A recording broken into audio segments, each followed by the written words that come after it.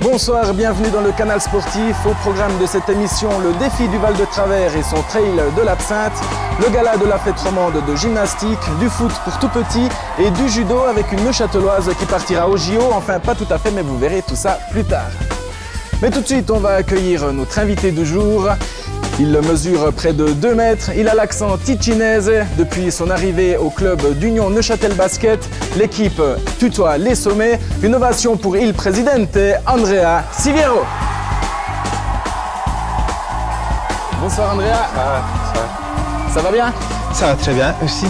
Merci d'avoir joué le jeu et d'être venu en training. C'est vrai qu'on a plutôt l'habitude de vous voir en costard au match. Voilà, j'en ai récupéré un et c'était le dernier. Il vous va? Très bien. Andrea Siviero, on va faire connaissance avec vous. Voici votre fiche d'identité. Vous avez 47 ans, père de 2 enfants, un de chaque. Vous habitez à Berne. Vous avez joué 14 saisons en Liga à Lugano, Fribourg Olympique, Bellinzone et Union Neuchâtel. Professionnellement, vous êtes cadre supérieur dans le département fédéral des finances. D'ailleurs, vous revenez d'un voyage à Rome avec la présidente de la Confédération, Evelyne Widmer-Schlumpf. Dis donc, vous êtes important là. Voilà, mais c'est pas le thème de ce soir. C'est pas le thème, vous voulez pas qu'on en parle? C'est parti. Au sport. On va regarder un premier reportage de sport justement. Vous avez déjà couru une étape du Tour du Canton? Non, pas encore. J'aimais bien, mais j'ai jamais eu le temps. Ouais. Eh ben, ce reportage qu'on va voir, c'est comme si on mettait toutes les étapes du Tour du Canton bout à bout. Mais avant de voir tout ça, j'avais envie de vous donner votre fiche technique. On va essayer un petit défi là. On n'a jamais réussi. Essayez dans le panier. Yves, tu peux te mettre un peu plus loin pour lui? Presque. C'est parti. Temps magnifique, parcours superbe, que du plaisir. 72 km de course, ça représente la distance entre Neuchâtel et Lausanne. Mais sur des sentiers scabreux qui descendent et surtout montent, on compte 3000 mètres de dénivellation. Non, ça va mal. C'est-à-dire? J'ai plus d'yeux. Vous savez que vous êtes trompé de chemin? Ah, d'accord. Ok, merci. Autant dire qu'il ne faut pas courir tout le temps si l'on veut terminer entier. Alors, nombreux sont ceux qui marchent. Une petite randonnée pédestre entre amis pour les populaires. On discute. Ouais, entre deux quoi. On n'a pas rigolé tout le long. Hein. Et vous allez courir aussi? Oui, bien sûr. Je suis une ma pomme. Ok. Bonne course. Merci, pareil. Non, eux, ce sont vraiment des randonneurs. Vous faites pas la course? Non, on fait pas. Tout derrière, on profite du spectacle. Le défi du Val de Travers est une course carte postale. Venez au Val de Travers. Mais là, vous êtes presque dernier en fait. Non, il y en a encore. Je suis pas le dernier.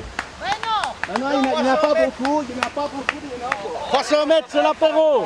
Dans la forêt de Motier, la course se sépare en deux. Les frimeurs partent à gauche. Alors le marathon 42 km ici, puis le trail 72 km c'est par là. Non, allez.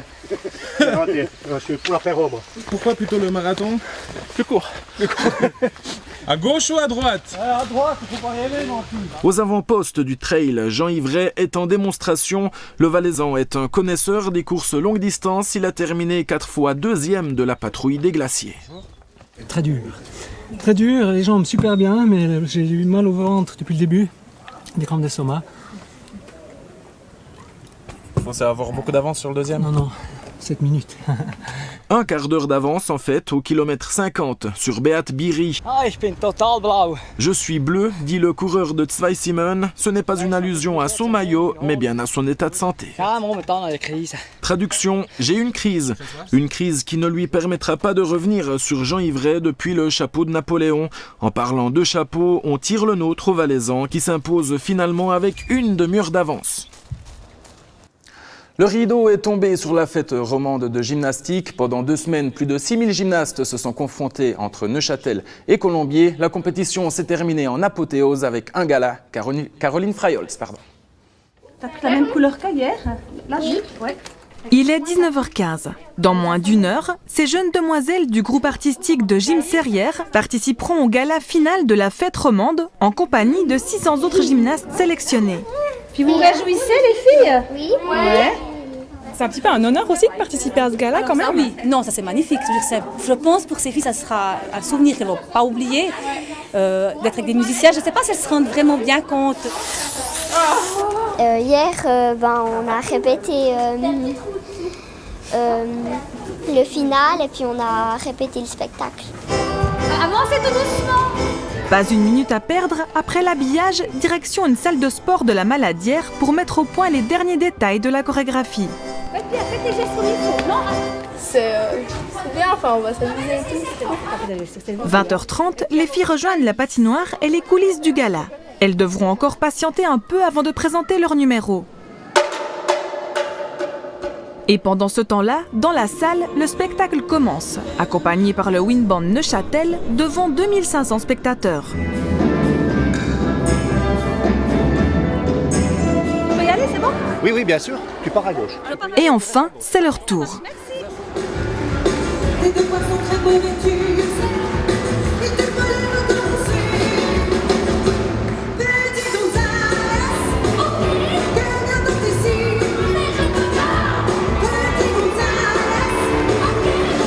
C'est un moment de passer tous ensemble, avec tout le monde, et puis c'est un honneur, on va dire. Enfin, ça fait plaisir. Et c'était super joli, je vous félicite toutes. Bravo les filles, hein. La chorégraphie a été un succès, mais pas le temps de se reposer. Les plus grandes ont un deuxième numéro à présenter avec le groupe artistique des garçons.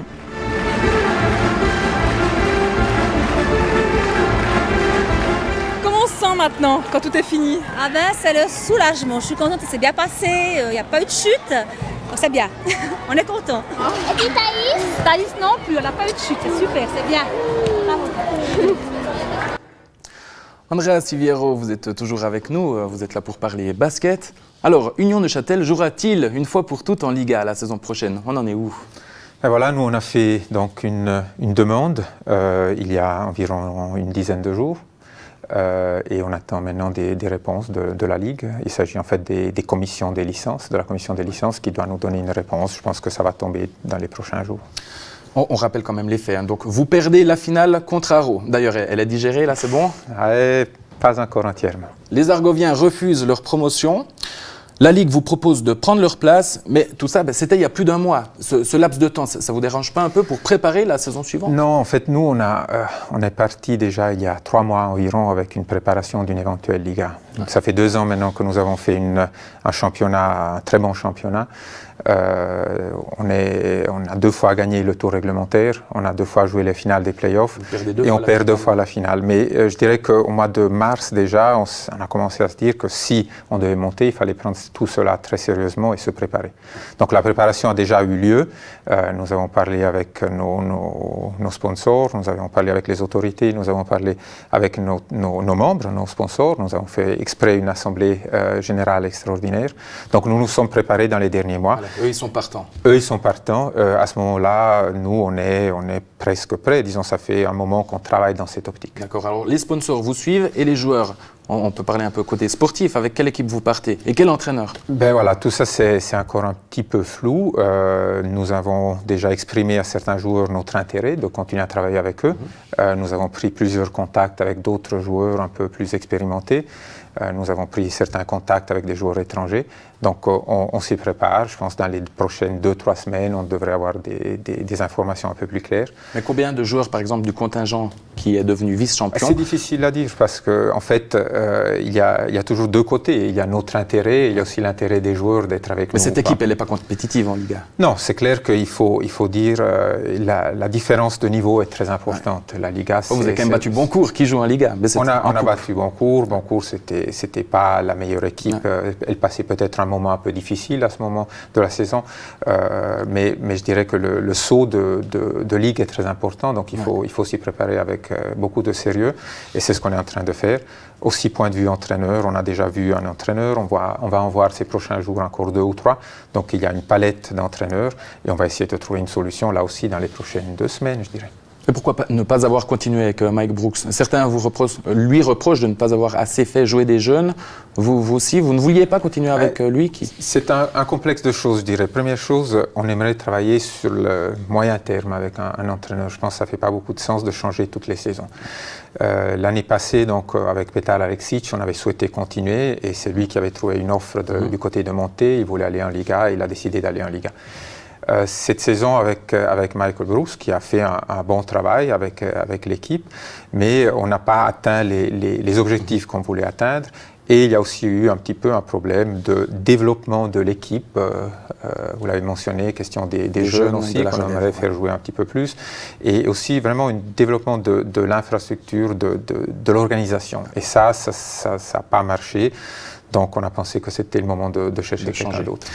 Très bien. On va passer à toute autre chose, et on va parler de football et de supporters pas comme les autres, les parents de joueurs. Charlotte Thorne. Les juniors jurassiens avaient rendez-vous à Courfèvre ce week-end. 60 équipes se sont affrontées sous l'œil des parents et des organisateurs. Chaque année maintenant c'est une tradition, le tournoi de Courfèvre réunit environ sur 2 jours 600 jeunes, on espère futurs talents du football. Le plus grand tournoi régional des catégories D, E, F se déroule en fin de championnat, une jolie façon de terminer cette période. C'est la conclusion d'un championnat. C'est chez nous, comme je vous dis, ils viennent parce qu'ils savent qu'ils veulent avoir leur petite médaille en rentrant. Chaque équipe a sa coupe. Et puis, c'est aussi une conclusion de fin de saison. Et puis, ça permet aussi de contact avec d'autres équipes. Et puis, je trouve que c'est très sympathique. Sur le terrain, il n'y a pas que les joueurs qui poussent leur voix, ni les entraîneurs, mais aussi les parents. Allez les jaunes, à la coupe, on se bat. Alors je suis en train de regarder mon fils jouer, et puis on est déjà content que le temps est avec nous. C'est déjà important quand on est là toute la journée. Est-ce que c'est un peu de pression? Est-ce que vous êtes stressé au bord du terrain? Ça peut arriver, ouais. Ça peut arriver quand l'équipe joue pas bien, mais sinon c'est bon enfant, quoi. On essaye de les motiver. Et le quotidien des parents de sportifs n'est pas de tout repos. 2 entraînements par semaine, une manifestation, soit match, soit tournoi le week-end. Et effectivement, en tout cas un papa comme moi, il est toujours derrière. Ouais. Au final, c'est avec un plaisir non dissimulé que ces papas accompagnent leur fils, mais pas seulement. Ouais, je suis toujours fier. J'espère toujours qu'il fasse le mieux possible. Et chaque fois qu'il marque, et il marque assez régulièrement le mien, donc toujours la fierté du papa, quoi. C'est de la fierté quand même, et puis on essaye d'être assez fair-play, quoi, mais voilà, c'est quand même du plaisir. Et on enchaîne avec la rubrique classement et résultats de Damien Valli.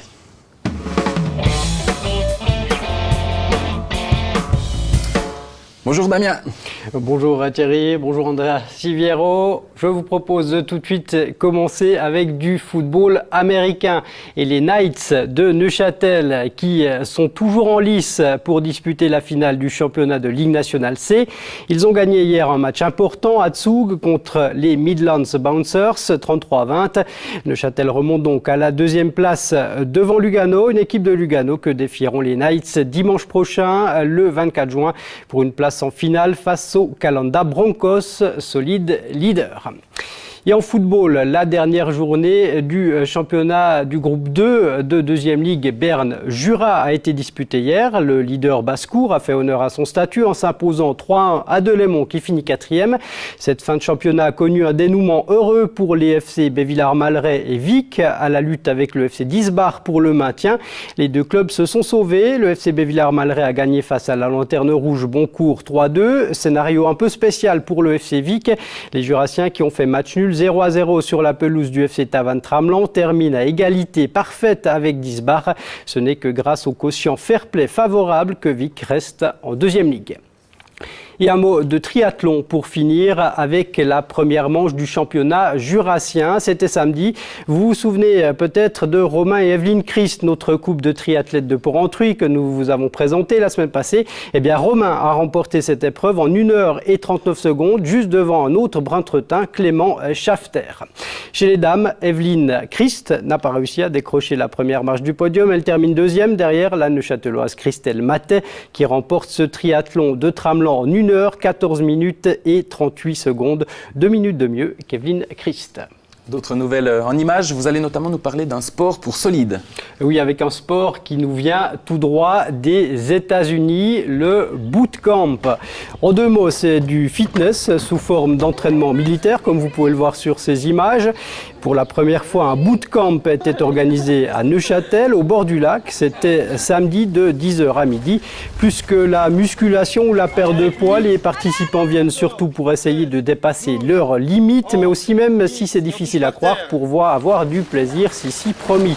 Mais ça ne rigole pas, essayez plutôt de faire le malin et vous récolterez quelques séries de pompes supplémentaires. Regardez plutôt. Et nous souhaitons un joyeux anniversaire à 2 clubs neuchâtelois, le FC Deportivo La Chaux-de-Fonds, fondé par Andrés Villena il y a 50 ans. Parmi les invités, on reconnaît Luca Ferro et Bruno Valente, venus en amis. Le président du Conseil d'État, Philippe Knegui, en a même profité pour dire un mot en espagnol. Et à noter que le FC Deportivo est devenu champion de 3e ligue neuchâteloise, un beau cadeau. Et un joyeux anniversaire aussi au FC Auvergnat qui fêtait lui son 70e anniversaire samedi. Pour l'occasion, une série de matchs s'est jouée tout au long de la journée sur ce magnifique terrain, le stade du Malévo situé au beau milieu des vignes comme vous le voyez. Le FC Auvergnat qui a lui terminé 7e du groupe 1 de 3e ligue neuchâteloise et la fête était belle. Et c'est l'heure de la question technique. Ce soir, on augmente le niveau de difficulté. Et oui, on vous l'avait promis, ça devient de plus en plus compliqué, avec le ballet il y a 2 semaines, le ballet au curling, et puis le porté au volleyball il y a une semaine. Place à une question très difficile. Qu'est-ce que le kickflip? Le kickflip en skateboard, même moi je... Le kickflip en skateboard. C'est peut-être le nouvel parc qu'ils vont faire. C'est un trick quoi. Je suis au téléphone là. Je fais pas de skateboard, je vais à pied et puis j'ai mal au pied. Il m'embête avec sa caméra. Fait tourner la planche. Un truc qui tourne, je sais pas, un saut.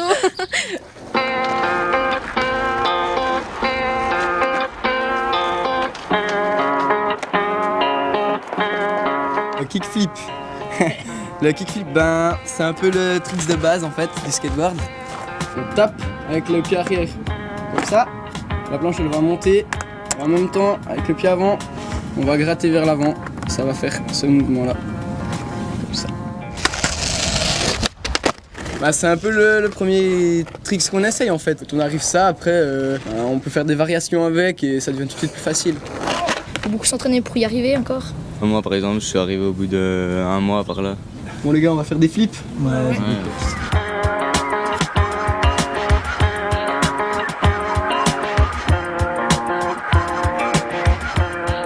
Il est fort. Bah ouais, je peux faire un kickflip, je peux faire des crooks, je peux faire plein de trucs.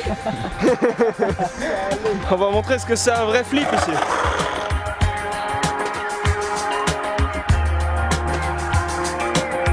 Et la pression, la caméra, j'ai plus l'habitude.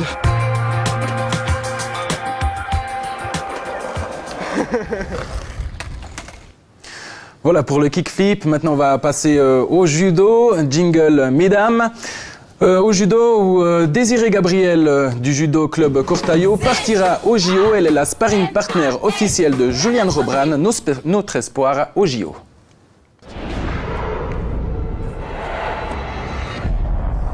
Désirée Gabriel en bleu, combattante du judo club Cortaillot, ici à l'entraînement à Bienne. Sa fonction? Je suis partenaire pour Juliane Robra qualifiée au jeu. Juliane Robra, genevoise, d'origine allemande, 8 titres de championne suisse, médaillée de bronze au dernier championnat d'Europe. Pour réussir un coup au JO, Désirée est importante à ses yeux. Super importante.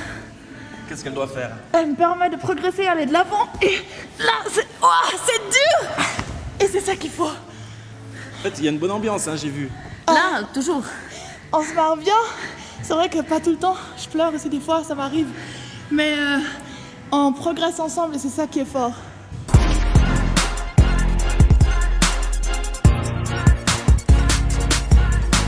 Désirée s'est mise à la totale disposition de son ami. Des entraînements tous les matins dès 7h30.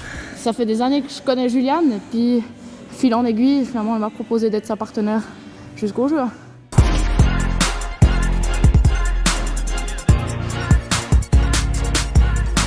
L'objectif des deux filles est clair, la médaille d'or. Ouais, on fait tout chaque jour pour être prêt le 1er août et là on donnera tout aussi. Juliane a ses chances, une médaille qui appartiendrait un petit peu aussi à Désiré. Ouais, si on veut, ce serait une petite partie. Ah, c'est clair. C'est elle qui fait la partie sur le tapis, mais j'espère que j'ai vraiment apporté aussi tout ce que je peux pour arriver à cette médaille. Je pense que c'est ça qui est cool maintenant, que vous nous présentez les deux, parce qu'en fait, souvent on voit mes résultats, on me voit moi, on voit Juliane, judo, Jeux 2012, mais on voit pas tout le travail qui est derrière, on voit pas tous les gens qui sont autour. Sans ces personnes-là, je serais pas où je suis maintenant. Londres! Yeah! C'est là qu'on sera. Bonne chance les filles. Merci à toi. Au revoir Neuchâtel, à fond. Voilà Andrea, on arrive à la fin de cette émission. Encore juste un petit mot pour la saison prochaine. Vous comptez en fait mettre l'accent sur les jeunes? Oui, c'est en fait ce qu'on a fait dès le départ. Nous avons un mouvement jeunesse qui est très important, 160, 170 jeunes. Nous avons pris un entraîneur professionnel pour les jeunes. Nous avons repris aussi le mouvement jeunesse d'université. Et nous comptons maintenant travailler la saison prochaine avec une association qui va nous aider encore pour développer les jeunes de notre association. Et ça, c'est la nouveauté. Voilà, ça c'est une des nouveautés. Très bien. Alors, bonne saison à vous. Merci d'être passé nous dire bonjour. Vous nous faites signe quand vous recevez officiellement votre ticket pour la Liga. Merci. Et à très bientôt, à lundi prochain, pour un nouveau Canal Sportif. Merci beaucoup.